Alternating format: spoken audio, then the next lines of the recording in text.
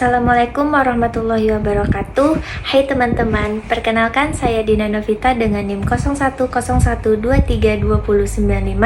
semester 1 Prodi Komunikasi Penyiaran Islam dari Fakultas Dakwah dan Komunikasi. Nah, pada kesempatan kali ini saya akan membahas tentang terminologi hadis. Nah, dalam pembahasan terminologi hadis ini kita akan membahas 3 poin penting.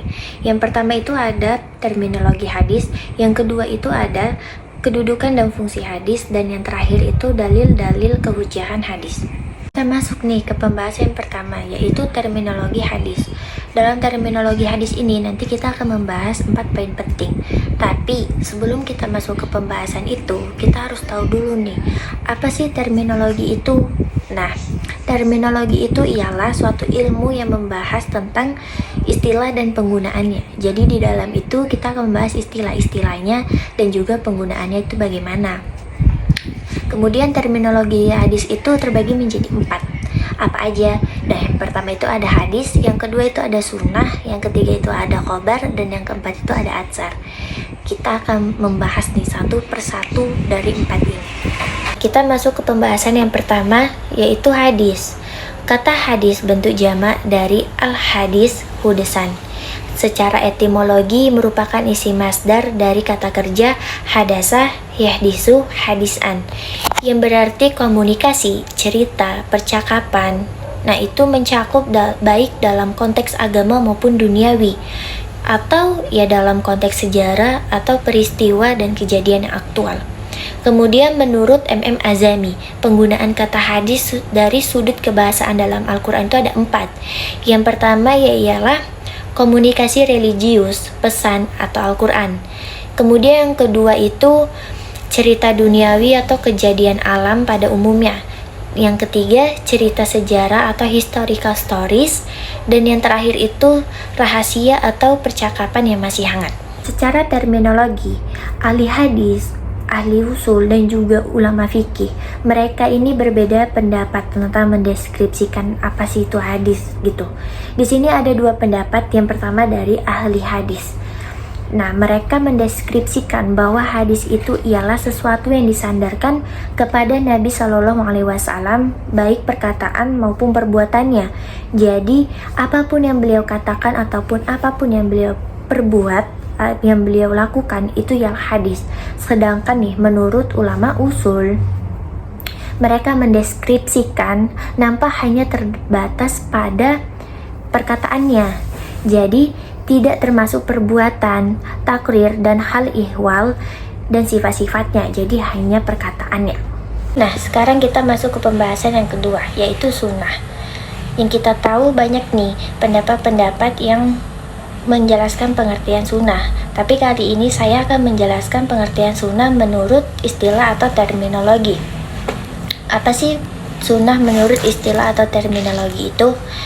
Nah, sunnah menurut istilah atau terminologi yang digunakan muhaddisin sunnah adalah segala sesuatu yang dikaitkan dengan Nabi Shallallahu Alaihi Wasallam, baik berbentuk perkataan, perbuatan, takrir, bentuk fisik, moral, maupun perjalanan hidup, baik dilakukan sebelum diangkat menjadi nabi atau seperti bertahabus di Gua Hira, maupun sesudah menjadi rasul. Jadi bisa kita kaitkan dengan sunnah itu ialah segala sesuatu yang dikatakan ataupun dilakukan oleh Nabi sebelum ia diangkat menjadi Rasul maupun sesudah jadi Rasul. Jadi sunnah itu sudah ada sejak zaman dahulu. Oke, sekarang kita masuk ke pembahasan yang ketiga, yaitu khobar. Apa sih khobar itu? Nah, di sini saya akan menjelaskan beberapa pengertian tentang khobar. Yang pertama itu khobar menurut bahasa. Nah, khobar menurut bahasa itu berarti al-naba, yaitu berita. Jadi dalam konteks bahasa, khobar itu ialah berita. Sedangkan menurut istilah, terdapat 3 pendapat nih tentang khobar.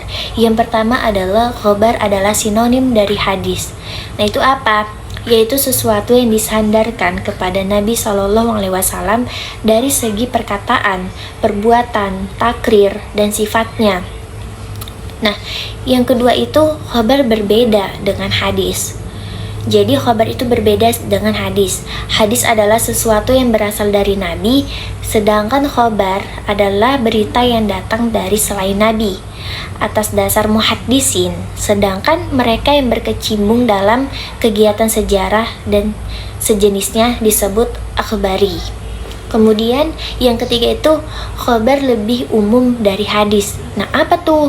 Nah, hadis adalah sesuatu yang berasal dari Nabi, sedangkan khobar adalah sesuatu yang berasal dari Nabi atau dari selain Nabi atau orang lain nih. Pendapat ini maka seorang ahli al-hadis atau ahli al-sunnah. Kemudian yang terakhir, menurut tinjauan istilah bagaimana dikemukakan oleh Ibnu Hajar al-Asqalani, khabar adalah hadis-hadis yang termasuk marfu', mauquf, dan maqtu'. Hanya fuqaha Khurasan yang sedikit membedakan khabar dan atsar. Atsar ini nanti pembahasan kita selanjutnya. Jadi menurut mereka khabar hanya mauquf, sedangkan atsar berarti hanya termasuk hadis maqtu'. Sekarang kita masuk ke pembahasan yang keempat, yaitu atsar. Nah, apa sih atsar itu? Atsar secara terminologi itu dia terbagi menjadi dua. Yang pertama itu atsar adalah sinonim dari hadis, yaitu segala sesuatu yang berasal dari Nabi SAW. Yang kedua, atsar adalah berbeda dengan hadis, yaitu sesuatu yang disandarkan kepada sahabat dan tabi'in yang terdiri atas perkataan dan perbuatan. Oke, sekarang kita masuk ke pembahasan kita yang kedua, yaitu kedudukan dan fungsi hadis. Apa sih kedudukan dan fungsi hadis itu? Nah, pada masa Rasulullah, nggak ada tuh sumber hukum selain Alkitab, yaitu Al-Quran dan juga Al-Sunnah. Secara global, Sunnah sejalan dengan Al-Quran, menjelaskan yang mubham, merinci yang mujmal, membatasi yang mutlak, mengkhususkan yang umum, dan menguraikan hukum-hukum dan tujuannya. Nah, jadi dalam hal ini hadis itu berfungsi sebagai sumber hukum. Hadis adalah salah satu dari dua sumber hukum utama dalam Islam. Yang lainnya adalah Al-Quran. Jadi hadis ini memberikan panduan lebih rinci mengenai tindakan, perilaku, dan ibadah yang tidak dijelaskan secara rinci dalam Al-Quran. Kemudian penjelasan Al-Quran. Nah, hadis ini membantu menjelaskan dan menginterpretasikan ayat-ayat Al-Quran yang mungkin memerlukan konteks penjelasan tambahan. Seperti yang kita tahu, dalam Al-Quran itu kita disuruh sholat, tetapi di dalam Al-Quran tidak ada penjelasan bagaimana caranya sholat, bacaannya, dan lain-lain. Jadi, Nabi SAW ia mempraktekkan di depan sahabat-sahabat bagaimana caranya sholat, baca-bacaannya, sehingga para sahabat membuat hadis karena sudah dijelaskan, dipraktekkan melalui perbuatannya. Kemudian setelah itu hadis ini juga berfungsi sebagai pedoman etika dan moral. Hadis berisi ajaran-ajaran etika dan moral yang membantu umat Islam dalam kehidupan sehari-hari. Jadi, mereka memberikan panduan tentang bagaimana bersikap, berinteraksi dengan orang lain, dan menjalani kehidupan yang benar. Dan selanjutnya, hadis ini berfungsi sebagai tradisi Nabi, yang mana hadis memperkenalkan umat Islam kepada tradisi dan contoh-contoh kehidupan Nabi Muhammad SAW, yang sering dianggap sebagai model ideal dalam berbagai aspek kehidupan. Dan yang terakhir, hukum dan peraturan. Nah, hadis ini digunakan sebagai dasar untuk membentuk hukum Islam, termasuk hukum keluarga, pernikahan, warisan, dan banyak aspek lainnya. Nah, jadi itu tadi pemaparan tentang kedudukan dan fungsi hadis. Sekarang kita masuk ke pembahasan yang terakhir, yaitu dalil-dalil kehujahan hadis. Nah, dalil-dalil kehujahan hadis itu ialah dalil-dalil yang membenarkan itu adanya hadis. Yang pertama itu dalam Al-Quran Al-Karim.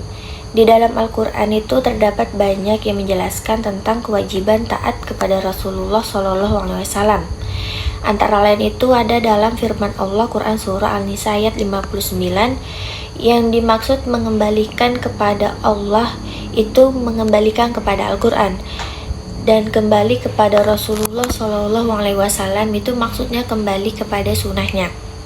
Kemudian yang kedua ialah hadis-hadis Nabi Shallallahu Alaihi Wasallam.